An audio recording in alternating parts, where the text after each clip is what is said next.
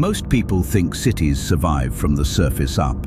The streets, the walls, the markets, the towers, the doors, the windows, the people moving through daylight. But many of history's greatest cities did not survive from the surface up at all. They survived from below, under the streets, under the courtyards, under mosques, churches, homes, palaces and plazas. There were hidden reservoirs, stone channels, stairways, chambers, tunnels, wells, shafts, and entire underground systems quietly holding the visible world in place. And once you really see that, a strange question starts to form. Were these just practical water systems? Or were they something bigger? A hidden lower city, a second urban world built not for display, but for survival. Because the deeper you go, city after city, the less these places feel like plumbing. They feel monumental. They feel intentional. They feel like the people who built them understood something we forgot, that a city is never just what rises into view. A city is also what sinks below it. And maybe the reason we miss that is simple. Modern water is invisible. You turn a handle, you press a button, you hear water rushing inside the walls, and the answer comes instantly. You do not go down to meet it. You do not walk into a vaulted chamber and feel the air change. You do not descend worn stone steps toward the black mirror of stored water. You do not see the columns holding up the city over your head. Older cities were different. Water was not an abstract service. It was a daily negotiation. It was engineering, religion, survival, politics, hygiene, trade, siege defense, memory, and power. If you controlled the water below, you controlled the city above. That is not poetic exaggeration. That is urban reality for most of human history. And the strange thing is this. When people imagine ancient water systems, they usually picture something narrow and technical. A pipe, a ditch, a channel, a primitive utility. But some of the spaces built to find, move, protect, and store water are too large, too careful, and too architecturally serious to feel merely technical. They have stairways that descend like processions, arches that feel almost sacred, columns standing in rows as if they belong to a buried temple, halls so vast they feel less like infrastructure and more like a hidden city the surface forgot to mention. Yes, many underground water structures were absolutely functional. They captured rainwater, stabilized supply, filtered sediment, survived drought, survived siege, distributed water across neighborhoods and districts. But function does not explain everything. It does not fully explain why some of these places feel so grand, why they were built at such scale, why you reach them by descending stairs instead of simple access points, why they often sit beneath the civic or sacred heart of a city, why they can still feel like they were meant not only to work, but to impress, organize, and separate the world above from the world below. Maybe these were not hidden cities in the fantasy sense. Maybe nobody lived underground in some lost subterranean kingdom. But maybe they were hidden cities in a functional sense, the lower world that made the visible one possible. The city beneath the city. The invisible architecture of survival. The deeper system without which the streets, markets, homes, and monuments above would have failed. To understand that, we have to start where the underworld still feels almost physically alive. Naples. Naples is one of those cities where the surface never feels complete. You can sense it even before you go underground. The streets are dense. The buildings lean inward. The city presses downward as much as outward. And under that pressure lies a completely different landscape. Naples' underground is usually introduced through drama, ancient quarries, cisterns, war shelters, catacombs, tunnels. All of that is true. But the deeper pattern matters more. You go down by stairs, the air changes, the noise of the city thins out, stone opens into chambers. What first looks like a simple lower level turns into something else, a carved world, a managed world, a world that once moved water, held water, protected water, and because of that, protected life. And scale changes everything. A small cistern is infrastructure, but a vast system of connected chambers, carved spaces, controlled access, and descending routes starts to feel like an urban layer. That is the shift this whole video depends on. At the surface, you think of water as a resource. Below the surface, you begin to see that water once required architecture on the scale of power itself. Naples makes that visible. The underground chambers do not feel improvised. They feel inherited, adapted, expanded, reused across centuries. A quarry becomes a reservoir becomes a shelter becomes a museum. The city keeps rewriting itself above, while the underground keeps older versions stacked below. And once you understand that, the staircase changes too. A staircase leading down into one of these water chambers no longer feels like access to a technical space. It feels like a descent into the mechanism that kept the city alive. Palermo gives us another version of the same truth. Most people do not think of Palermo as an underground water city. They think of courtyards, domes, street life, Arab Norman layers, sunlit facades, traffic, Mediterranean brightness. But beneath that brightness is another logic entirely. Palermo's historical water culture did not depend on one obvious fountain or one monumental reservoir.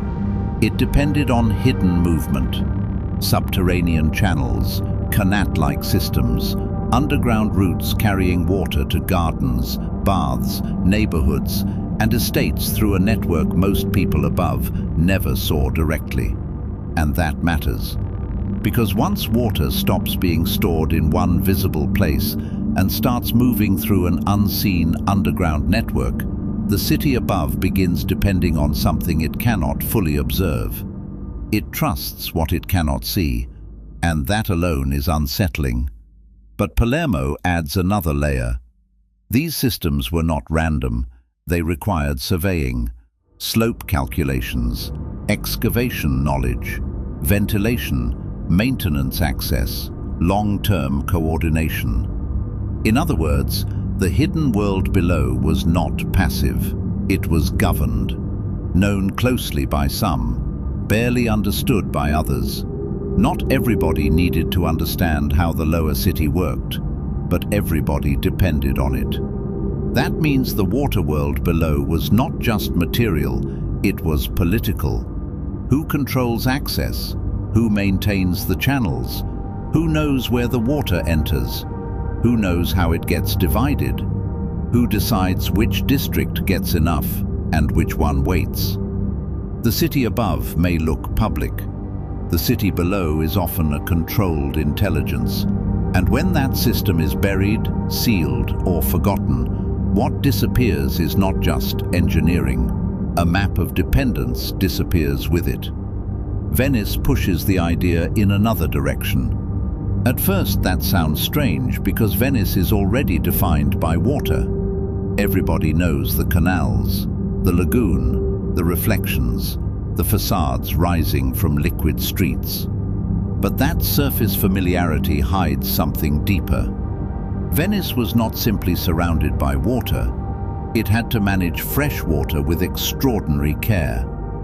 Rainwater harvesting, courtyard cisterns, filtration systems, controlled collection. The visible city depended on hidden structures of capture and storage that most visitors barely notice. So even in the most visibly aquatic city in Europe, survival still depended on how water was organized below and within the built environment. The romance of the canals can make us forget the harder truth. Salt water surrounds Venice, but a city cannot drink romance. It needs systems. And again, the pattern returns. The city admired above is impossible without a quieter logic below. The beauty distracts. The mechanism disappears. The city becomes famous for its image and almost invisible in its dependence.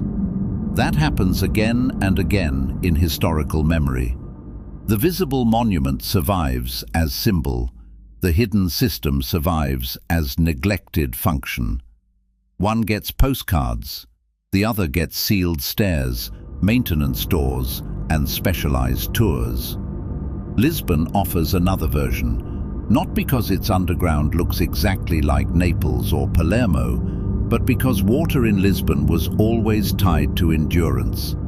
A city organized around hills, port life, trade, fountains, drainage, storage, pressure, and supply cannot treat water as an afterthought. And once you start reading older cities that way, a pattern sharpens across the Mediterranean and beyond. Water systems are rarely peripheral. They are central but hidden. They shape where density becomes possible. They shape where institutions stabilize. They shape which districts survive growth, drought, or siege.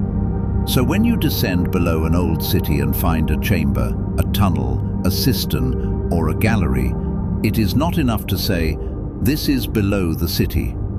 It may be more accurate to say, "This is the part of the city was built around." Fez gives us another form of the same pattern.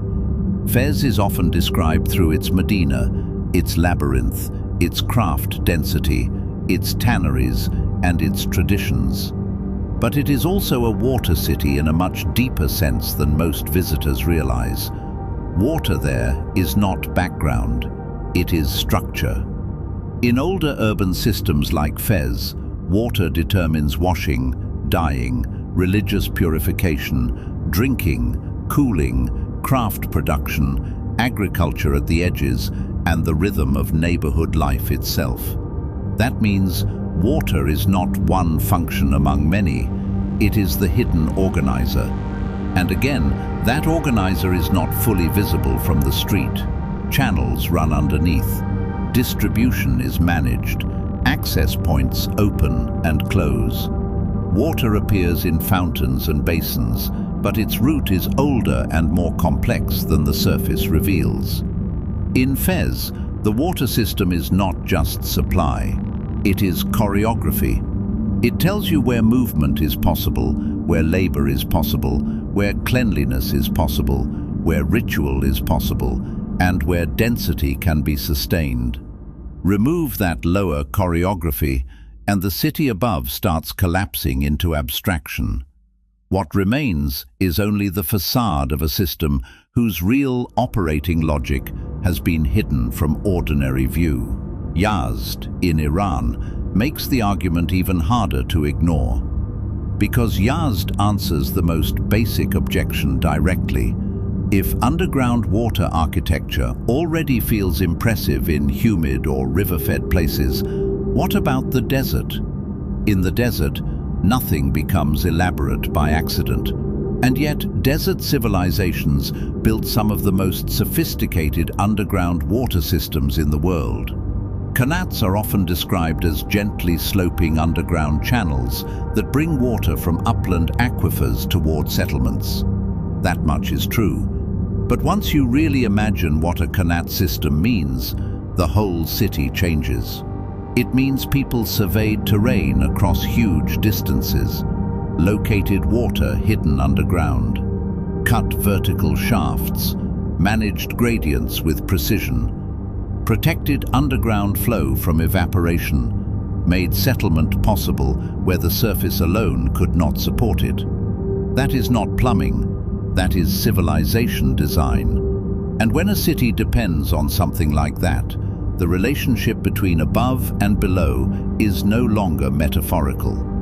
The city above is literally riding on intelligence buried under it. The desert makes that brutally clear because the alternative is death. Either the lower system works or the upper city fails. That is why these underground water systems deserve to be seen as more than infrastructure.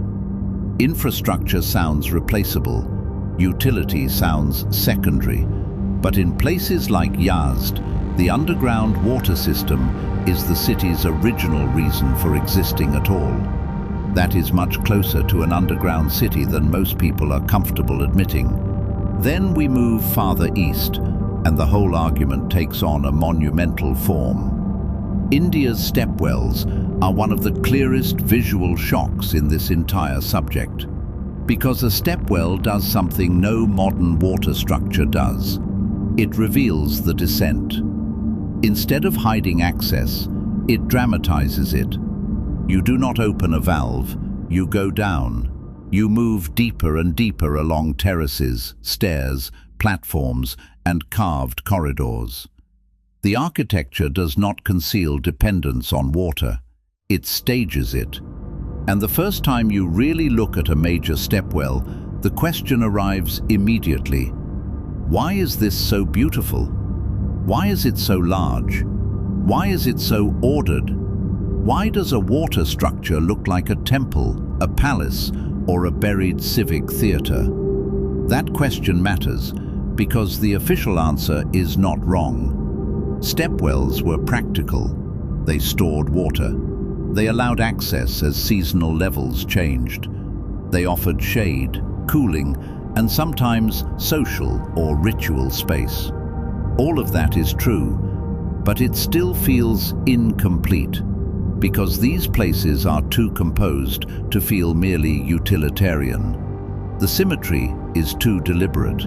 The descent is too dramatic. The scale is too social. The transition from surface to depth is too psychologically charged. You are not just going down to collect water, you are entering another register of the city. The deeper you go, the quieter the air becomes. The light changes. Stone closes around you. Heat drops. Voices echo differently.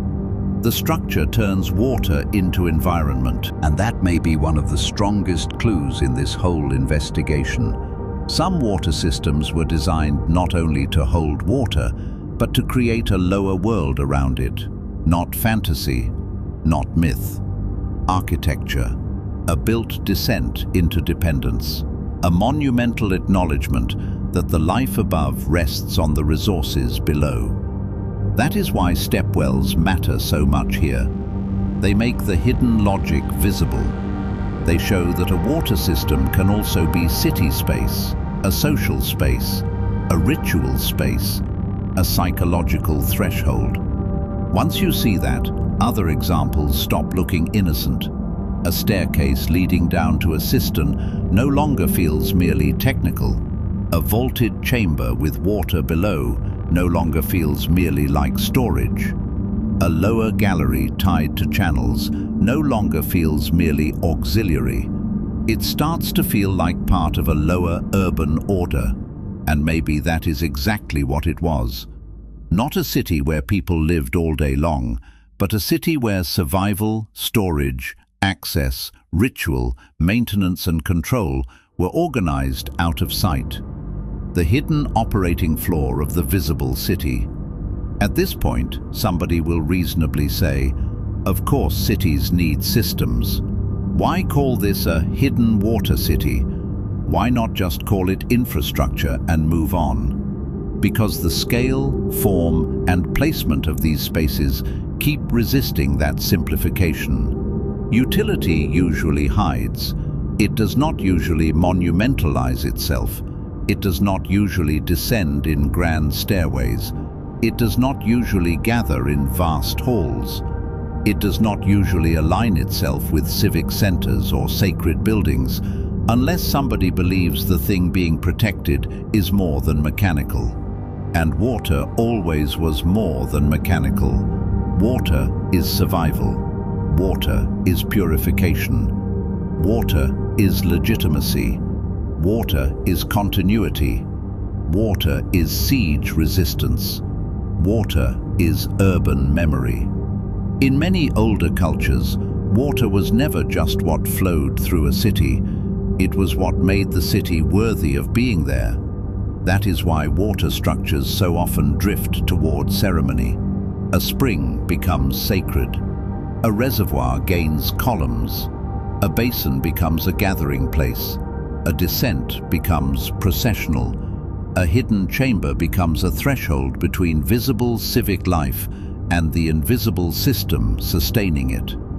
There is another reason this matters. Water systems train behavior. Think about that. A fountain on the surface gives water publicly. A hidden stair to a cistern organizes access differently. A communal stepwell organizes gathering differently. A qanat system organizes authority differently. A network of hidden reservoirs beneath a city changes who knows what, who goes where, and who can keep life functioning when the surface is under stress. In other words, these lower systems do not simply respond to the city, they shape it. They shape routine, they shape risk, they shape trust, they shape social dependence. And when something shapes a city that deeply, it stops feeling secondary. It becomes foundational. There is another layer to this story, and it may explain why these spaces feel so serious. Siege. When a city expects attack, water stops being convenience and becomes destiny. Food can be rationed, movement can be restricted, trade can stall. But if the water fails, the city fails with it. That changes architecture. A cistern in peacetime is storage. A cistern in wartime is time itself. Every additional chamber means another day, another week, another chance to resist collapse. Once you understand that, the lower water world starts looking less like background support and more like strategic depth. You do not build grand access to a life support system because you enjoy stonework. You build it because the city cannot afford its failure. And that helps explain why so many of these structures were made with permanence in mind. Deep masonry, thick vaulting, protected descent, redundancy, compartmentalized chambers, cooling, filtration, distance from surface contamination. These are not the habits of a culture treating water casually. These are the habits of a culture that knew the city above could become fragile very quickly. There is also the question of labor. These systems did not maintain themselves. Somebody had to descend, inspect sediment, repair channels, test flow, monitor drought levels, decide when access opened and when it closed. That means the lower city was not just stone and water, it was labor, routine, knowledge passed between specialists. A memory system carried in people as much as in walls. And once the workers disappear, once maintenance changes form, once valves and pumps replace descent and direct inspection, the architecture remains, but its original rhythm dies. The chamber stays, the staircase stays, the shaft stays. But the daily acts that gave those places meaning fade away. That is one reason old water structures can feel haunted without mythology. They were built for repetition, and when repetition ends, the space becomes eerily overqualified for silence. Today, infrastructure is expected to disappear into convenience. In older cities, infrastructure could become part of civic consciousness. Water was too important to be pushed into the background. It entered architecture, ritual, and memory. That also helps explain why travelers so often describe these places in emotional language, even when they do not fully understand what they are seeing. A cistern can feel cathedral-like, a stepwell can feel royal, a descending gallery can feel liturgical. When practical architecture is given symbolic dignity, the body notices before the mind has words for it. That is why people in these places so often reach for the wrong names. Hidden temple, lost city, secret chamber, ancient mystery. Sometimes those labels go too far, but the impulse behind them is not irrational. It is a response to a real mismatch. We were taught to imagine utility as plain. Then we enter a water structure that feels majestic. We were taught to imagine survival systems as secondary. Then we find the city gave them some of its most impressive spaces. We were taught to think city life is visible above ground. Then we descend and realize the city invested enormous intelligence in something almost nobody was meant to celebrate in daylight. There is one more element we need if we want the full picture: climate. These lower water systems are not just answers to architecture or ritual, they are answers to heat. A city that builds below grade is often doing more than hiding. It is exploiting thermal stability. Below ground, temperatures stay cooler, steadier, less violent than at the surface. Stored water lasts longer, workers suffer less, supplies remain safer, evaporation drops, and in hotter climates, descent itself becomes part of the engineering. That pushes these structures beyond ordinary utility. They shape experience, they regulate bodies, they alter perception. And when architecture does that while also protecting water, it starts to look less like support space and more like a parallel civic environment. A city below with its own temperatures, its own sounds, its own permissions, its own forms of access. Maybe that is why the phrase hidden water city works at all. Because once you descend into one of these places, it does not feel like you are inspecting equipment. It feels like you crossed into a subordinate but fully real domain. And that is what this video is really trying to recover. Not a fantasy civilization, not a melodramatic secret. A relationship. The relationship between the visible city and the hidden water world that sustained it. Once that relationship returns to your mind, the old spaces change. They stop feeling decorative. They begin explaining the city above. Why this district could exist here. Why this center remained stable. Why this sacred complex endured. Why this density was possible. Maybe the upper city was never the whole city. Maybe it was only the part most people were meant to inhabit most of the time. The rest, the stored water, the cooling voids, the shafts, the maintenance routes, the reservoirs, the filtration spaces, the emergency reserves, belonged to another kind of urban life.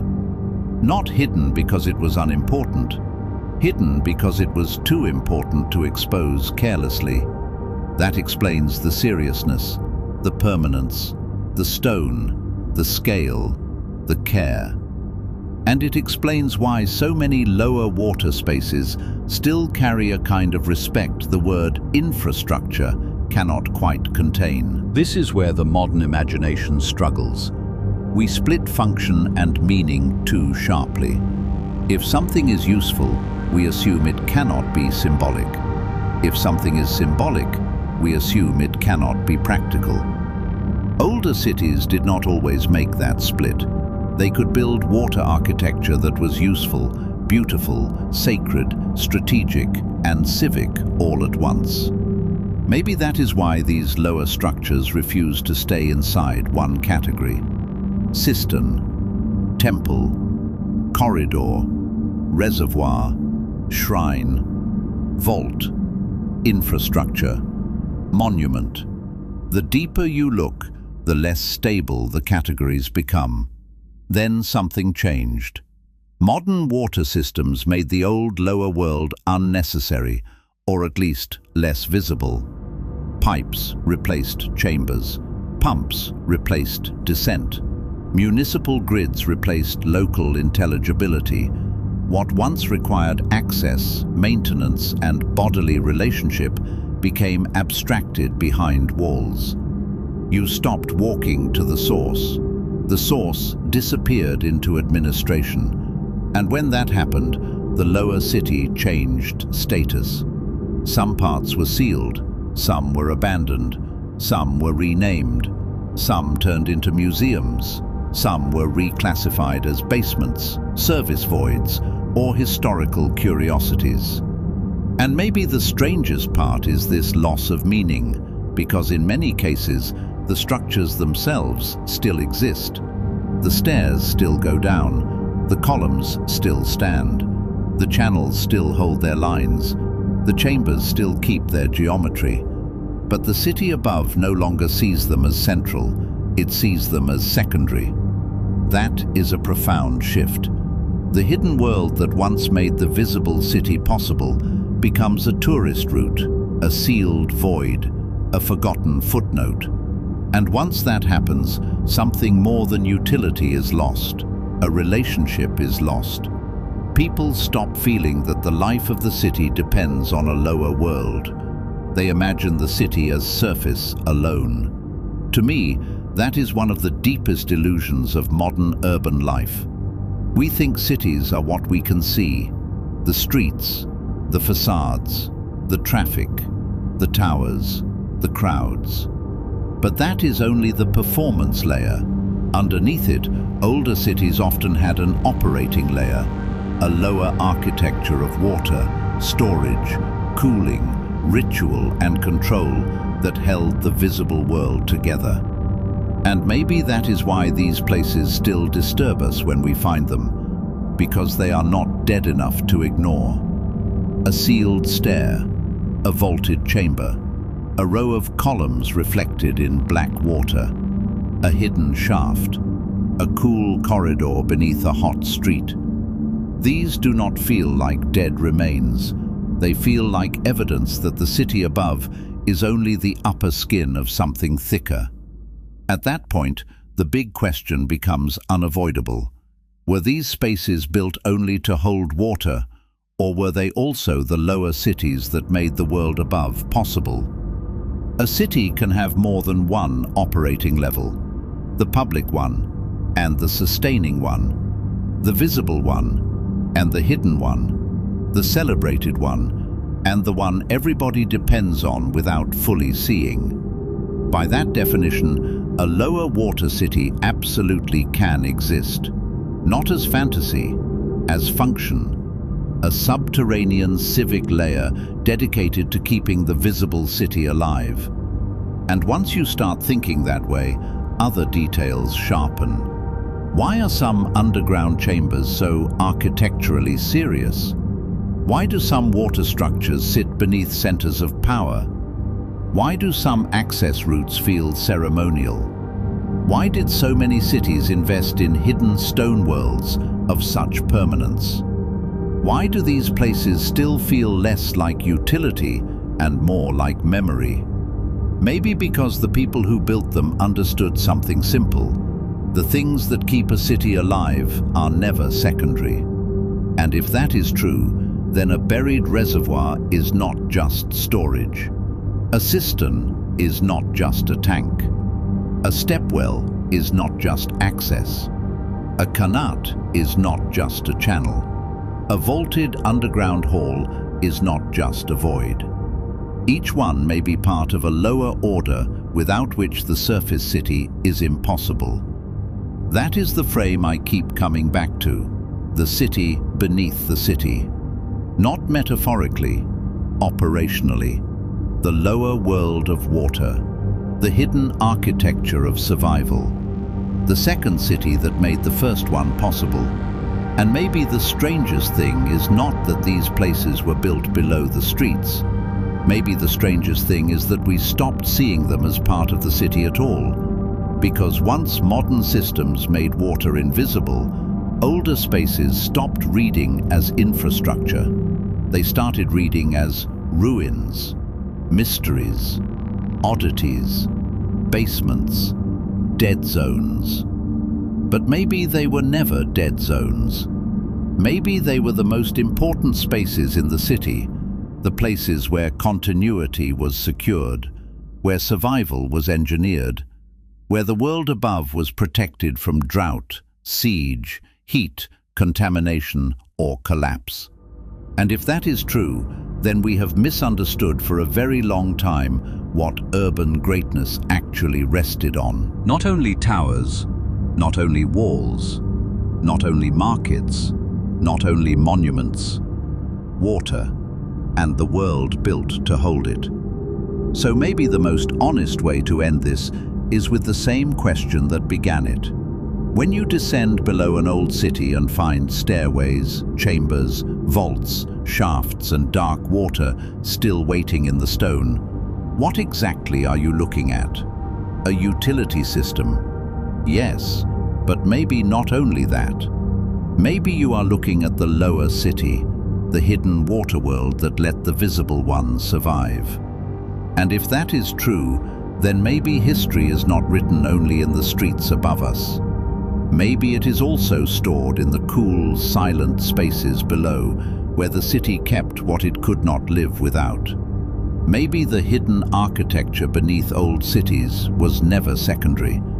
Maybe it was the real foundation all along. And if the lower world once kept the upper one alive, then the question still remains.